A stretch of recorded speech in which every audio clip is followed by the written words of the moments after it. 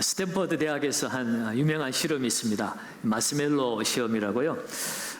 아이들을 앞에 모아놓고 그들이 좋아하는 달콤한 마시멜로를 두었습니다. 그리고 15분만 참으면 이 마시멜로 하나를 더 주겠다고 했죠. 보통 아이들이 너무 먹고 싶으니까 금세 참지 못하고 이렇게 집어 먹는 아이들이 있습니다. 반면에 그 중에는 어떤 아이는 그것을 이기기 위해서, 참기 위해서 눈을 감고 노래를 부르며 힘겹게 참아낸 아이들이 있었습니다. 그 아이들은 마침내 그 마시멜로를 하나 더 얻어서 먹게 되는 기쁨을 누리게 됩니다. 이 실험이 말하고자 하는 것은 절제의 능력입니다. 눈앞의 만족을 더 큰 상을 위해서 미룰 수 있는 힘입니다. 이 힘이 얼마나 중요한가를 이 실험을 통해서 우리에게 보여주고 있지요. 오늘 우리는 말씀을 통해서 삼손이라고 하는 인물을 만납니다. 이 삼손은 우리가 아는 것처럼 세상에서 가장 강한 힘을 가진 사람입니다. 그런데 이 마시멜로 같은 작은 유혹 앞에서 번번이 무너진 사람이기도 합니다. 그는 맨손으로 사자의 입을 찢을 만큼 힘이 강했지만 정작 자신의 그 내면에 있는 욕망이라는 사자에게는 늘 패배하고 말았습니다. 오늘 이 말씀을 통해서 우리 안에 있는 이 절제의 문제를 깊이 들여다보면서 어떻게 하면 우리 눈앞에 있는 이 마시멜로 같은 유혹을 이기고 하나님의 영원한 상을 바라볼 수 있을지, 어떻게 하면 승리할 수 있을지 함께 말씀의 은혜를 나누기를 원합니다. 오늘 보면 1절은 이렇게 시작하지요. 삼손이 딥나에 내려가서 거기서 블레셋 사람의 딸들 중에서 한 여자를 보았다. 여기서 중요한 단어는 보고입니다. 우리는 늘 보고 살아갑니다. 그런데 오늘 삼손이 본 것은 단순한 시각적 인지가 아니라 소유욕으로 그 인물을 바라보았습니다. 그 시선에 아무런 필터가 작동하지 않았습니다. 삼손은 우리가 아는 것처럼 하나님께 드려진 구별된 나실인입니다. 그런데 정작 이 여인을 보고 나실인이라고 하는 그 필터가 작동되지 않았습니다. 그러다 보니 하나님 백성으로서 지켜야 될 그 규례를 어기게 되어지는 거죠. 이 여자에게 마음이 빼앗겨버린 삼손은 즉시로 부모에게 돌아와서 아버지에게 이렇게 선포하듯 요청합니다. 내가 한 여자를 보았는데 이제 그를 맞이하여 내 아내로 삼게 하소서. 얼마나 급한지 내 아내로 삼게 하겠다는 것입니다. 거기에 대한 부모의 반응은 어땠을까요? 당연히 반대죠.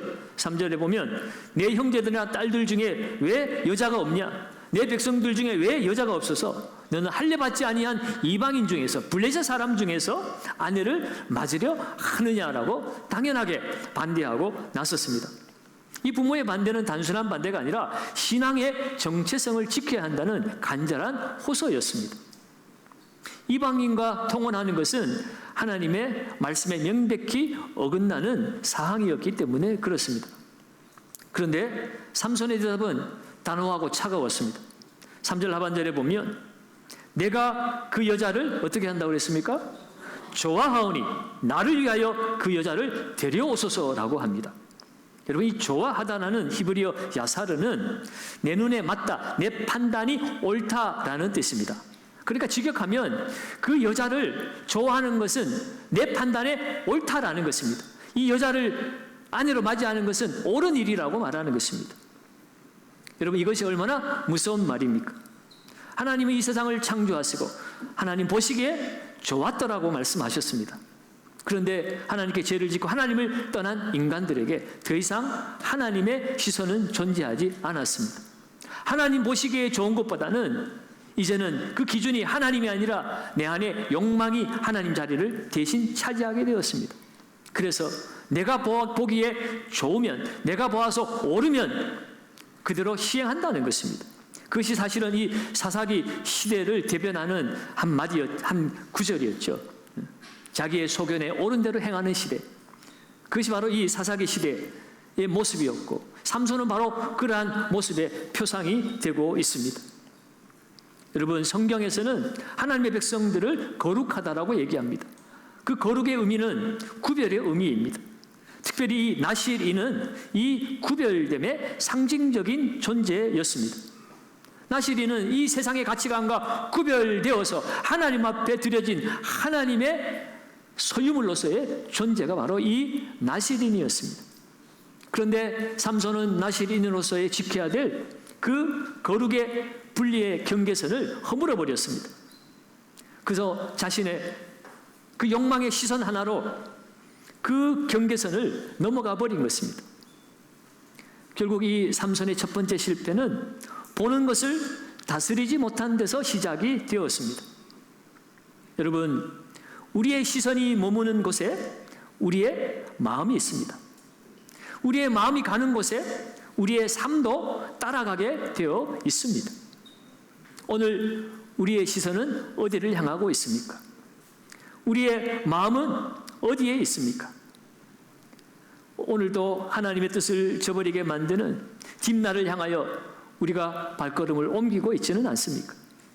세상의 화려한 자극들 앞에서 내 눈에 좋게 보인다는 이유 하나만으로 거룩한 경계선을 쉽게 넘어가고 넘어오지는 않습니까? 절제라고 하는 것은 보이는 것이 다 좋지 않다는 것을 아는 데서 시작합니다. 하나님이 아니라고 하셨다면 설령 내 눈에 아무리 좋아 보여도 내려놓는 것, 그것이 절제입니다.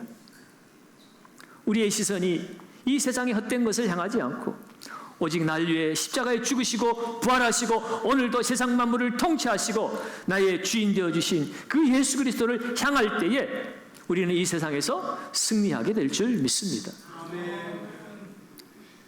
삼손은 부모의 간절한 만류에도 뿌리치고 다시 뒷날을 향하여 발걸음을 옮깁니다. 그런데 성경은 이 장면에서 아주 의미심장한 주석을 달고 있습니다. 4절 말씀입니다. 우리 4절을 같이 한번 읽습니다. 그때에 블레셋 사람이 이스라엘을 다스린 까닭에 삼손이 틈을 타서 블레셋 사람을 치려 함이었으나 그의 부모는 이 일이 여호와께로부터 나온 것인 줄을 알지 못하였더라. 아멘. 삼손의 이기적이고 제된 욕망조차도 하나님께서 블레셋을 심판하시려는 하나님의 거대한 구원 계획 가운데 사용하고 계신다는 사실을 알려주고 있습니다. 참 놀라운 말씀이죠. 하나님의 주권입니다. 그러나 여러분, 여기서 우리는 착각하지 말아야 합니다. 하나님의 주권 계획이 삼손의 죄를 정당화시켜주지 않는다는 것이에요. 하나님은 분명히 이방인과 통혼하지 말라고 명령하셨습니다. 스프라울이라고 하는 신학자는 하나님의 정하신 뜻과 명령하신 뜻을 구별해서 말씀했습니다. 하나님의 정하신 뜻은 세상이 아무리 어떻게 사람이 아무리 어떻게 노력을 해도 그 뜻은 그대로 이루어집니다. 그러나 하나님이 명령하신 뜻은 그 책임이 우리에게 있습니다. 그것은 지킬 수도 있고 안 지킬 수도 있는 것이죠. 하나님의 주권적인 계획이 이루어지는 일에 있어서 삼손이 죄를 짓는 그런 일들이 사용되었다 할지라도 그 죄를 짓는 삼손의 책임은 정당화되지 않는다는 것입니다. 여러분, 하나님은 그 제약된 선택조차도 하나님의 더 크신 구원 계획을 통해 이스라엘을 구원하시려고 하는 뜻을 이루는 도구로 사용하고 계십니다. 이 말씀을 바라보면서 오늘 우리의 모습도 이러한 모습은 없는지 모르겠습니다. 우리는 때로 이런 말 하죠. 하나님 다 알아서 하시겠지. 나의 죄와 나태함을 하나님의 뜻에 맡겨버리고 내가 아무리 이렇게 살아도 하나님의 뜻은 이루어지는 거야 라고 스스로를 합리화하면서 죄를 짓고 나태하며 살아도 그것에 대해서 무감각하며 살아갈 때가 얼마나 많이 있습니까? 여러분, 우리는 하나님 앞에 책임이 있는 존재로 부름을 받았다는 사실을 기억해야 합니다. 오늘 삼손은 자신의 책임을 간과한 채 욕망을 따라가다가 더 큰 문제를 만나고 있습니다. 5절에 보면 삼손이 그의 부모와 함께 딥나에 내려가 딥나에 어디에 이르렀습니까? 포도원에 이른지. 여러분, 나시린은 독주를 마셔서는 안 됩니다. 그래서 나시린의 금지된 장소가 바로 이 포도원입니다. 포도원은 나시린이 가야 되지 말아야 할 금지된 장소였습니다. 그런데 삼손이 거기에 이르렀습니다. 왜 그랬을까? 그를 지도하고 그에게 신앙에 영향을 끼치는 부모의 지도를 거부했기 때문입니다. 삼손이 그와 함께, 부모와 함께 딥나에 내려갔습니다. 하도 삼손이 저러니까 도대체 어떤 여인인가 부모도 보고 싶었겠지 않습니까? 가면서 그냥 가만히 있었겠습니까? 지금이라도 마음을 돌이켜라. 하나님의 뜻이 아니다. 하나님 기뻐하지 않는다. 라고. 아니, 삼손이 아마도 그 부모를 뿌리치고 그냥 계세요. 나 혼자 갔다 올게요. 하고 내려간 것 같아요. 그러다가 결국은 가지 말아야 될 금지된 장소까지 이르렀습니다. 거기에서 어떤 일이 벌어집니까? 5절 하반절에 보면 젊은 사자가 그를 보고 소리 지르는지라. 여러분, 젊은 사자가 여러분 앞에 나타나서 입을 벌리고 으르렁거리면 여러분 어떻겠습니까? 아마 까무라치고 아마 그 자리에서 쓰러질 겁니다.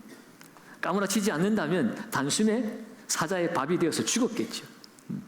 삼손도 이제 꼼짝달싹 없이 그 사자의 밥이 되어 죽어야 될 절체절명의 위기가 찾아왔습니다. 여러분, 특별히 이 성경에서 사자는 우리를 위협하는 마귀로 비유되기도 합니다. 베드로 사도도 베드로전서 5장 8절에서 근신하라 깨어라 너희 대적 마귀가 우는 사자같이 두루다니며 삼킬 자를 찾는다고 그랬습니다. 여러분, 성도에게 있어서 영적 고립만큼 위험한 것은 없습니다. 신앙의 부모와 같은 교회 공동체의 겉면을 귀찮게 여기고 내 인생 내 맘대로 할 거야 라고 홀로 걸어갈 때 바로 그것에 사단이 위협하고 사단이 공격하는 것입니다. 가장 자신만만할 때, 나 정도의 힘이면 괜찮다고 말할 때 그 영적 경계가 허물어지고 그 홀로 있는 그곳에 마귀가 우는 사자처럼 찾아와서 삼켜버리는 것입니다.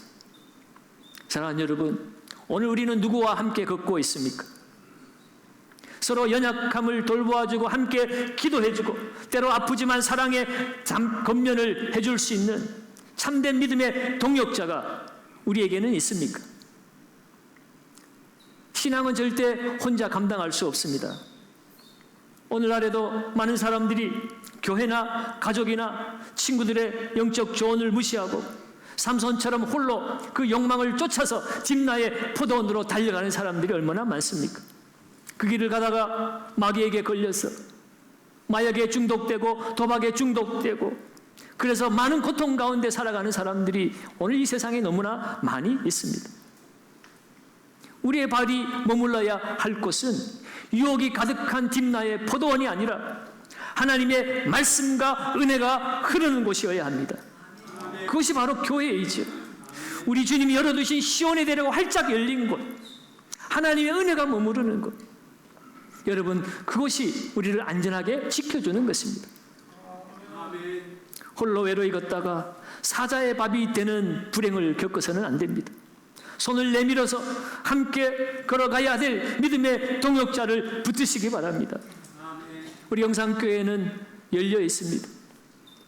믿음의 동역자들이 서로 붙들어 주고 일으켜 세워주며 함께 승리의 길을 걸어가기 위해서 오늘도 모이기를 힘쓰고 있습니다.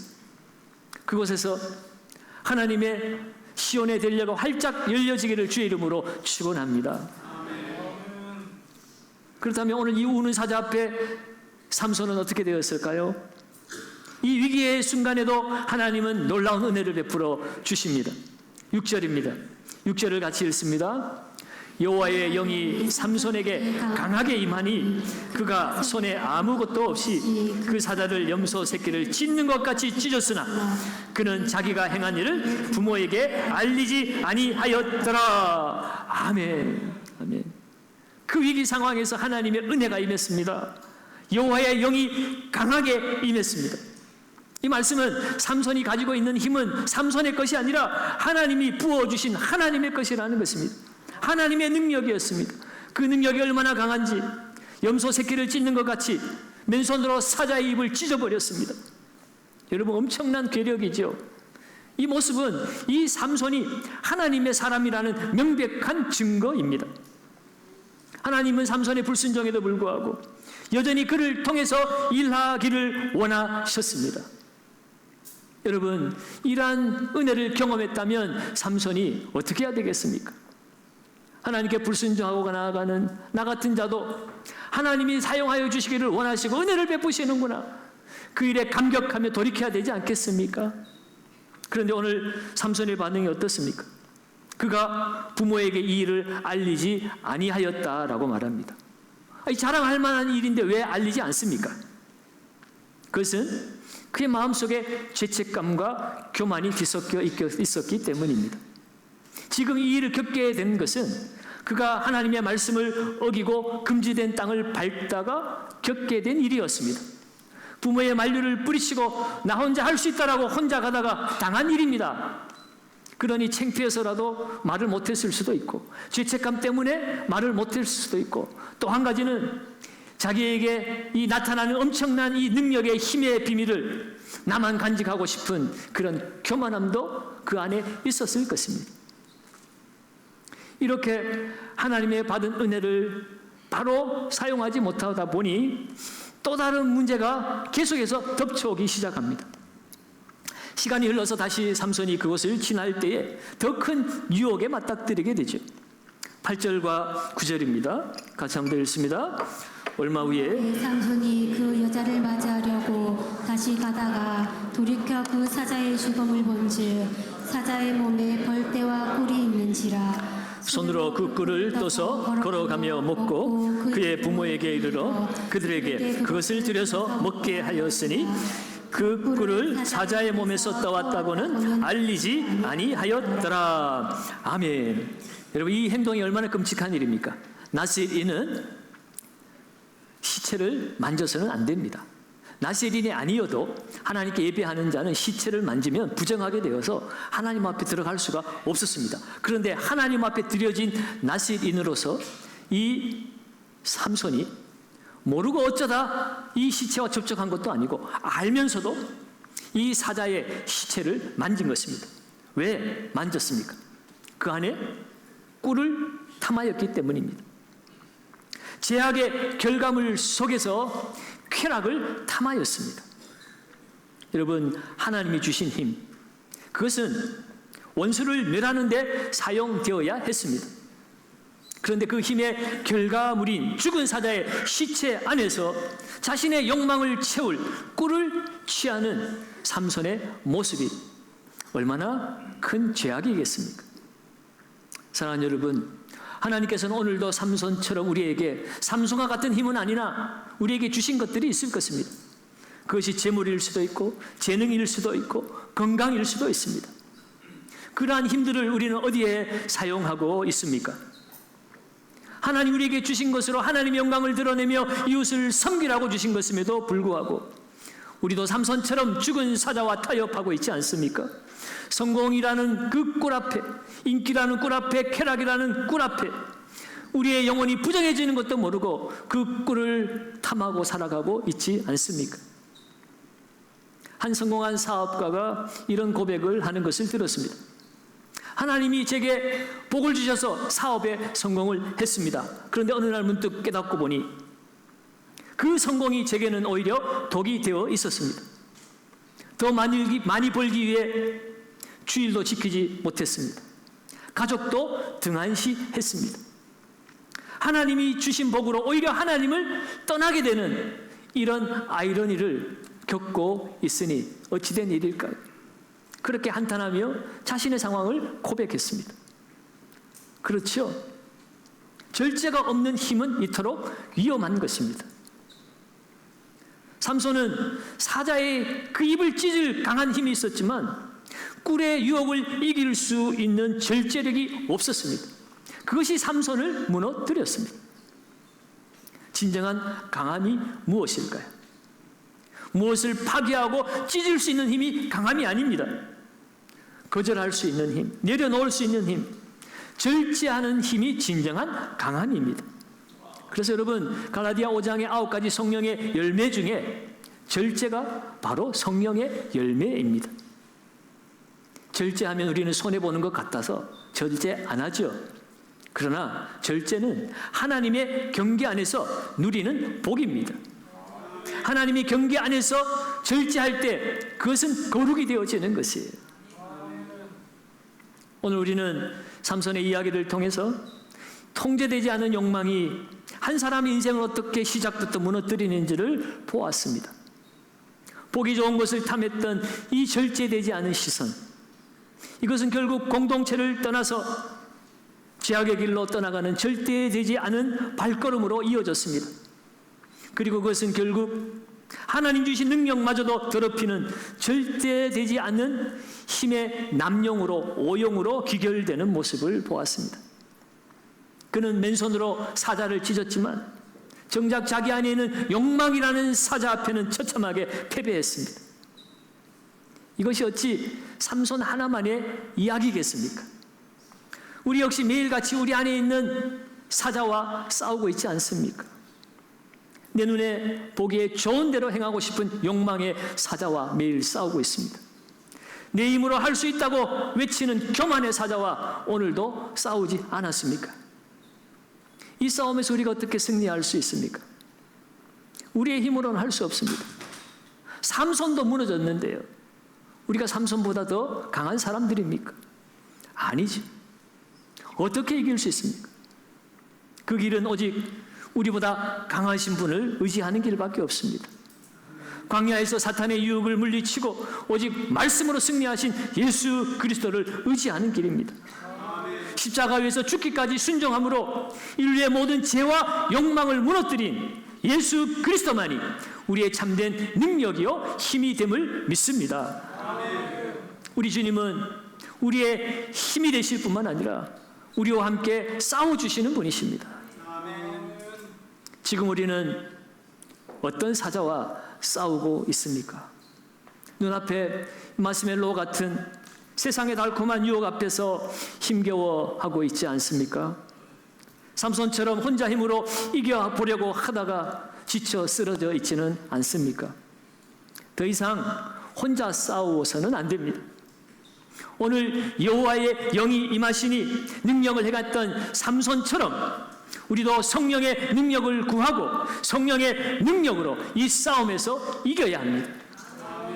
그리고 이미 이 성령의 능력을 가진 사람들이라면 그 능력은 절제 안에서 거룩하게 사용되어져야 합니다.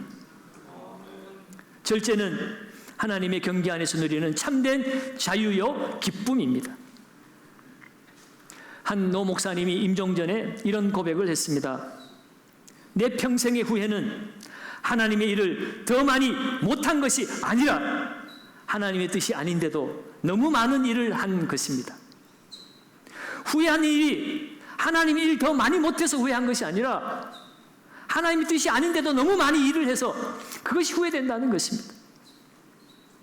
사랑하는 여러분, 절제가 왜 성령의 열매일까 생각하시기 바랍니다. 절제는 하나님이 하라 하신 일에만 힘을 쓰고 멈추라 하신 일에는 멈추는 것이 절제입니다. 우리 모두 성령 안에서 절제하며 주님의 뜻을 온전히 이루어가는 사명자들로 승리하는 인생 걸음 되시기를 예수님의 이름으로 축원합니다.